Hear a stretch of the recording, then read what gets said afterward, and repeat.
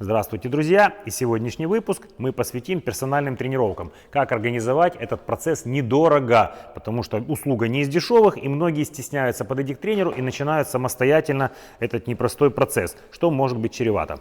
Итак, вариант первый. Для начинающих, совсем неопытных, можно взять тренера на определенный период, например, месяц или два.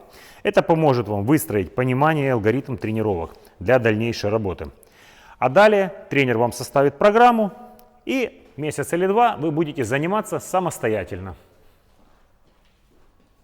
Вариант номер два. Для тех, кто в зале имеет опыт, но не удается прогрессировать, есть предпочтение среди тренерского состава, но финансы ограничены. Берем всего одну неделю, 3 или 4 тренировки.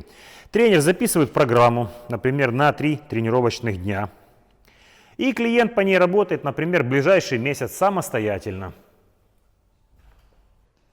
А через месяц-полтора вы снова приходите к тренеру, и он составляет вам новый подобный комплекс, опять на 3 или 4 дня, с новыми упражнениями, учитывая ваши предыдущие достижения, учитывая ваши пожелания, и вы также снова отправляете в свободное плавание на ближайший месяц. Третий вариант для продвинутых пользователей. Можно брать персональную тренировку, например, раз или два в неделю вместо 4. На те группы мышц или упражнения, которые самостоятельно выполнить затруднительно и даже рискованно. Например, приседания или жим.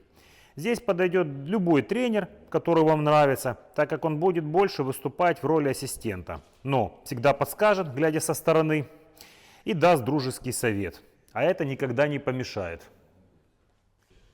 Есть еще один вариант, который проверен лично мною с моими подопечными. Человек, например, работает в IT-сфере, и он тренировался у меня долгое время, например, по 2 раза в неделю. Так длилось на протяжении 3-4 месяцев. У него семья, дети, ему в принципе некогда часто ходить в зал. Но я его убедил, что иногда нужно делать такой скачок, то есть менять цикл. И, например, перед летом 1-2 месяца мы переходили на 3-разовые тренировки. Задавали, так сказать, высоту полета, набирали определенные силовые показатели, и потом опять также дальше он тренировался, ну если так можно назвать, в межсезонье 2 раза в неделю. Это было и не накладно по деньгам для него и для его семьи, это также было успешно для результатов, он продвинулся, несмотря на то, что в принципе телосложение не крепко, и в жиме лежа, и в других упражнениях, то есть были продвижения, результаты. Тренинг был не такой монотонный, как если бы он тренировался в одном режиме круглый год.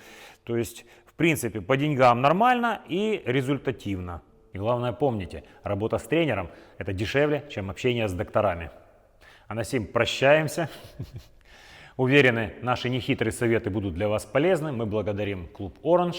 Подписывайтесь, ставьте лайки, фидбэк, кэшбэк. Все приветствуется. До новых встреч. Донатьте.